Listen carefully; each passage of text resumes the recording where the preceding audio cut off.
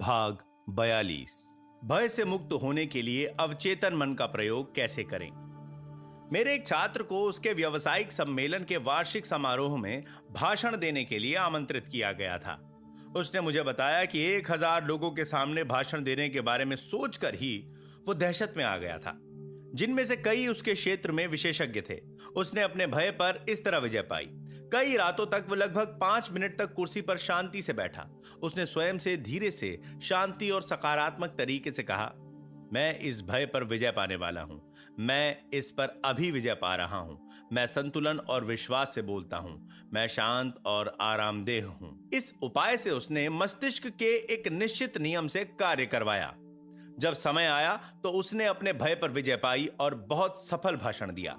अवचेतन मन सुझाव के प्रति बहुत ग्रहणशील होता है। यह सुझाव द्वारा नियंत्रित होता है। जब आप अपने मस्तिष्क को स्थिर कर लेते हैं और शिथिल हो जाते हैं तो आपके चेतन मन के विचार आपके अवचेतन मन में उतर जाते हैं। यह प्रक्रिया प्रसारण जैसी ही है, जिसमें छिद्र वाली झिल्लियों द्वारा विभाजित द्रव्य आपस में मिल जाते हैं। जब ये सकारात्मक बीज या विचार अवचेतन क्षेत्र में उतरते हैं तो वे अपनी तरह के फल देते हैं और आप संतुलित, शांत एवं सद्भावनापूर्ण बन जाते हैं।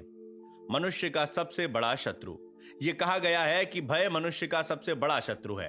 भय ही असफलता, बीमारी और कमजोर मानवीय संबंधों का कारण होता है। लाखों करोड़ों लोग अतीत, भविष्य, बुढ़ापे, पागलपन और मौत से डरते हैं, लेकिन भय आपके दिमाग का एक विचार है। इसका मतलब है कि आप अपने ही विचारों से भयभीत हुए हैं। कोई छोटा बच्चा भय के मारे दहशत में आ सकता है जब उसका साथी कहता है कि बिस्तर के नीचे एक राक्षस है जो रात को उसे पकड़ लेगा। लेकिन जब उसके माता या पिता लाइट जलाकर दिखाते हैं कि कोई राक्षस नहीं है तो उसका भय दूर हो जाता है। बच्चे के मन का भय उतना ही वास्तविक था जितना कि वास्तविक राक्षस होने पर होता। उसके मन के झूठे विचार का उपचार हो गया। जिस चीज का उसे भय था वो मौजूद ही नहीं थी। इसी तरह से आपके अधिकांश भय वास्तविक नहीं होते हैं। वो महज दुष्ट छायाओं का समूह होते हैं और छायाएं असली नहीं होती। क्यों आपको भय सताता है? 19वीं सदी के महान दार्शनिक और कवि रॉल्फ वाल्डो इमर्सन ने कहा था, जिस काम से आप डरते हो उसे कर दो और भय की मौत हो जाएगी। एक समय था जब मैं श्रोताओं के सामने खड़े होने और भाषण देने के विचार से बहुत घबराता था। अगर मैंने उस भयंकर भय के सामने हार मान ली होती तो मुझे यकीन है कि आप इस समय पुस्तक नहीं पढ़ रहे होते। मैंने अवचेतन मन की कार्यविधि के बारे में जो भी सीखा है उसे दूसरों तक कभी नहीं पहुंचा पाता। मैंने इमर्सन की सलाह पर अमल करके उस भय पर विजय पाई। अंदर से कांपने के बावजूद मैं श्रोताओं के सामने गया और बोलने लगा। धीरे धीरे मेरा भय कम होने लगा और अंततः मैं इतना आरामदेह हो गया कि मैं उसमें आनंद लेने लगा। इसके बाद तो यह स्थिति आ गई कि मैं भाषण देने के लिए उत्सुक होने लगा। मैंने वो काम किया जिसे करने से मैं भयभीत था और भय की मौत तय थी। जब आप सकारात्मक रूप से घोषणा करते हैं कि आप अपने डर पर विजय पाने वाले हैं और अपने चेतन मन में एक निश्चित निर्णय पर पहुंचते हैं तो आप अवचेतन मन की शक्ति को मुक्त कर देते हैं, जो आपके विचार की प्रकृति की प्रतिक्रिया में प्रवाहित होती है। मंच के भय को दूर करना। पहले एक अध्याय में मैंने जेनेट आर का उदाहरण दिया था। उस युवा ओपेरा सिंगर का करियर मंच के भय के कारण खतरे में पड़ गया था। जब उसे एक ओपेरा प्रोडक्शन में मुख्य भूमिका के ऑडिशन के लिए बुलाया गया तो उसे एहसास था कि वो शायद सफल होने का उसका आखिरी मौका था, लेकिन उसका मंच का भय पहले जितना ही प्रबल था। वो जानती थी कि अगर वो इससे नहीं उबर पाई तो एक बार फिर असफल हो जाएगी। अपने भय से उबरने के लिए उसने ये तरीका आजमाया। एक कमरे में एकांत में बैठकर उसने अपने शरीर और मन को शिथिल करने की कोशिश की। उसके अवचेतन मन पर जो भय हावी था उसके सुझाव का प्रतिरोध करने के लिए उसने धीरे धीरे, शांति से और भावना से ये शब्द दोहराए, मैं बहुत अच्छा गाती हूं, मैं संतुलित, आत्मविश्वासी और शांत हूं। उसने हर बार ये शब्द 5-10 बार दोहराए। एक सप्ताह के अंत तक वो संतुलित और आत्मविश्वास से भरा हुआ महसूस करने लगी। समय आने पर उसने बहुत बढ़िया ऑडिशन दिया। अगर आप ये तकनीक आजमाएं और इस काम को पूरी ईमानदारी एवं विश्वास से करें तो भय की मौत तय है। विफलता का डर। मेरे पास अक्सर नजदीक की एक यूनिवर्सिटी के छात्र आते हैं। उनमें से ज्यादातर की एक ही शिकायत रहती है, जिसे हम परीक्षा में भूलना कहते हैं। वे सभी मुझसे एक ही बात करते हैं, परीक्षा से पहले मुझे सब कुछ याद रहता है और परीक्षा के बाद भी सारे जवाब याद आ जाते हैं, लेकिन परीक्षा हॉल में मेरा दिमाग बिल्कुल खाली हो जाता है। हम में से बहुत से लोगों ने ऐसी ही समस्या का सामना किया होगा।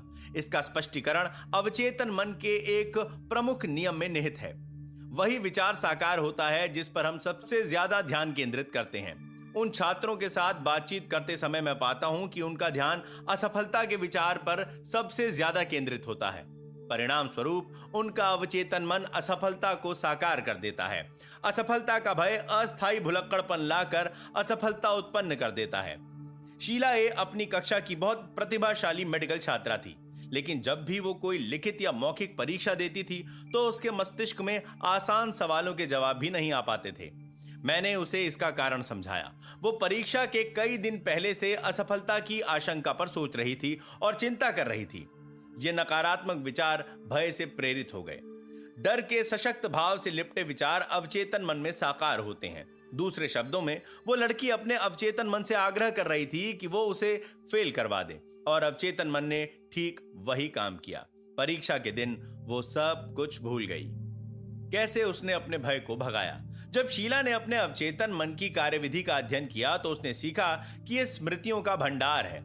इसके पास हर बात का पूरा रिकॉर्ड है जो उसने मेडिकल प्रशिक्षण के दौरान सुनी या पढ़ी है। यही नहीं, उसने जाना कि अवचेतन मन प्रतिक्रियाशील और पारस्परिक है।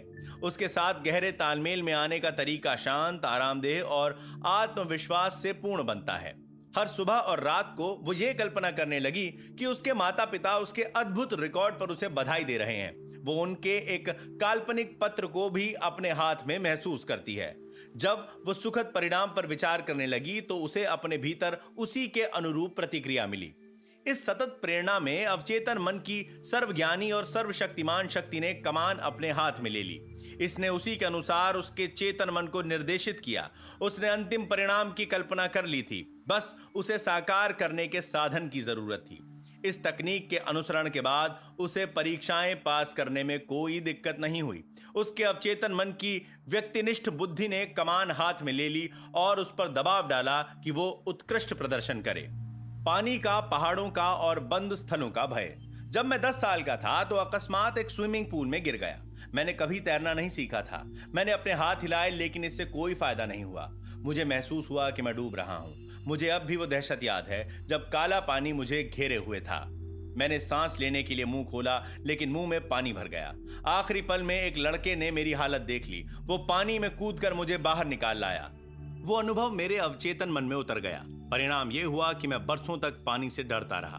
फिर एक दिन मैंने अपना ये अतार्किक भय एक समझदार मनोवैज्ञानिक को बताया।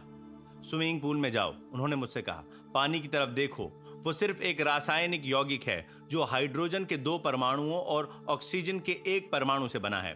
उसकी कोई इच्छा नहीं है, कोई जागरूकता नहीं है, लेकिन आपके पास दोनों हैं। मैंने सिर हिलाया और सोचने लगा कि बात आखिर कहां जा रही है।